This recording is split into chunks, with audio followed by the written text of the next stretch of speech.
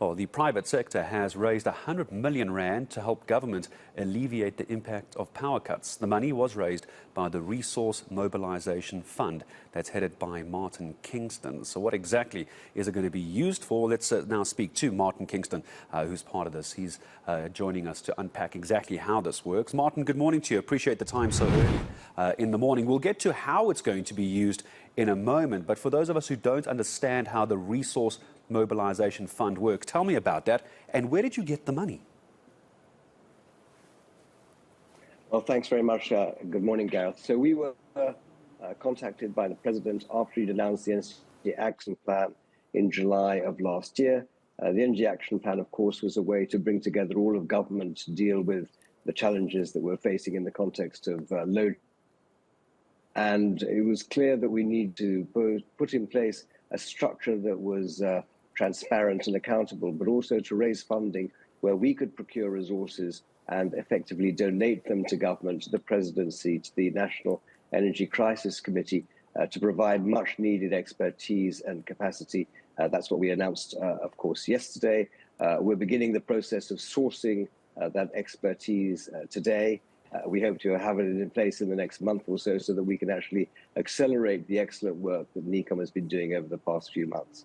And with 100 million rand, in any ordinary situation, that's an incredible amount of money to raise and put towards finding a solution like this. But what is 100 million rand actually going to get us in the bigger scheme of things? Not to belittle it, of course, it's an awful amount of money, but what difference can it really make? Yes, Gareth. Well, I need to emphasize the 100 million rand is explicitly and solely to pay for expertise that we'll be procuring. So as I said, in the next few hours, we'll be releasing the first RFPs for legal resources, for project management skills, for communications expertise, for tariff expertise and the like, engineers to work in the power stations, because we know that those resources exist in the country, but they need to be paid, or we need to contract with them.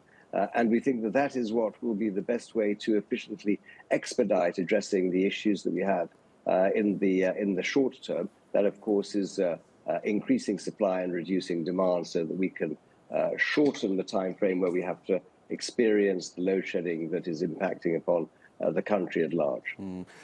I want to just ask about the donation that's going to be, this money in the end going to be handed over to government, Martin. I think that was the wording you used. Many people, and I'm seeing some people on Twitter like Maureen, asking what's going to happen to this money once government has it. How much oversight do you have that it's going to be spent properly? Yeah, I have to emphasize, we're not handing any money over to government. It's actually the resources that we're procuring that will make it available to government. So the way that it works is that the presidency will actually specify the type of resource they require, for example, project management expertise.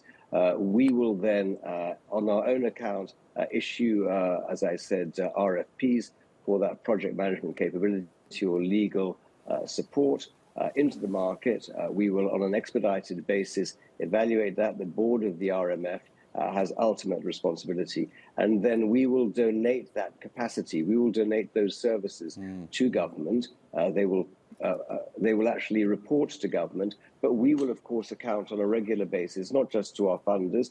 Our funders come from the corporate community as well as philanthropic organizations domestically and indeed internationally. We will also account to the business community, and most importantly, will account to society at large in very much the same way as the Solidarity Fund successfully did over the COVID years. I think many people are going to be grateful to hear that the money itself is not being handed over, but the resources, which you'll still be in control of as the Mobilisation Fund as well. So could I be as flippant as to suggest this is a starting phase, that there's probably going to be bigger plans to roll this out on a larger scale? Because clearly it can be done by people like yourself and the fund. I imagine there could be more of this in the future. That's exactly right. I mean, we have already, as business, been making available specialist resources to government over the past few years. It's very important that it's not tied, that there's no conflict, that everything that we do has integrity and withstands scrutiny. But as you say, and indeed the President and his cabinet have made this clear, the capacity constraints are one of the biggest challenges that we face. And if and to the extent we can actually capacitate some of these key functions, such as indeed the National Energy Crisis Committee, that's an excellent way, as you put it, to start. It may be that we can scale that if we're successful, if people feel that we're actually able to perform effectively into the future. How do you go about making contact with the sort of businesses that when in totality we can start talking about numbers like 100 million rand, Martin? Was it the fund going out and canvassing? Was it businesses coming to you? Or was it a bit of both? The reason I'm asking the question is there might be a big enterprise, a big corporation watching now going, hang on, I would like to be a part of this. Well, of course, that's exactly what happened with the Solidarity Fund, Gareth, you're right. There were some lead donors, and then after that, there was a very significant level of interest that resulted in much more substantial money being pledged. In this particular case, we've tried to size the amount of money that's required for the skills that have been requested of us by government. We think that's just under 100 million rand. It may be necessary to go back to funders in due course.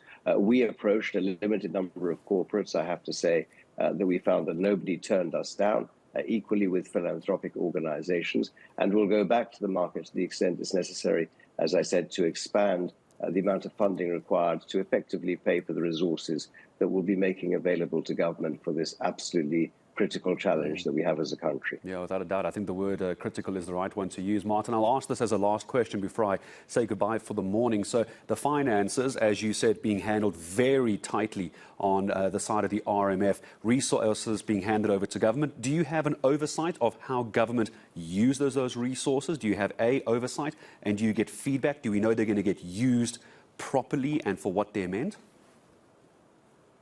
Gareth, that's absolutely the right question. So the first thing is that the resources themselves don't report to us, they report to government. They have to work with government in the context, of course, as I said, the National Energy Crisis Committee. We've agreed with government that we will, at an appropriate level, engage with them so that they regularly report back to us in terms of the utilization of our resources, and government is already reporting back to the country on a regular basis in the context of the work that NECOM is doing. We need to marry the two, and we intend to make sure that, again, those reports are available on a transparent and regular basis to the country as a whole. No, it really does sound like a very, very clever way and a way of trying to find some practical solutions to the load shedding and the blackouts. Martin, thank you very much indeed for your time. I hope to speak again. Martin Kingston, the Resource Mobilisation Fund chairperson. So if you want to, as he says, get involved, that's what it's how it all works. Go and look for the Resource Mobilisation Fund, 100 million rand so far. And what I really liked about that is it's not money being handed over to government. It's the resources, it's the expertise, it's the engineers, all those sort of very, very important positions that are being handed over to government to be put in the correct place to try and get us away, like this morning, stage 4 blackouts, top right-hand side of your screen.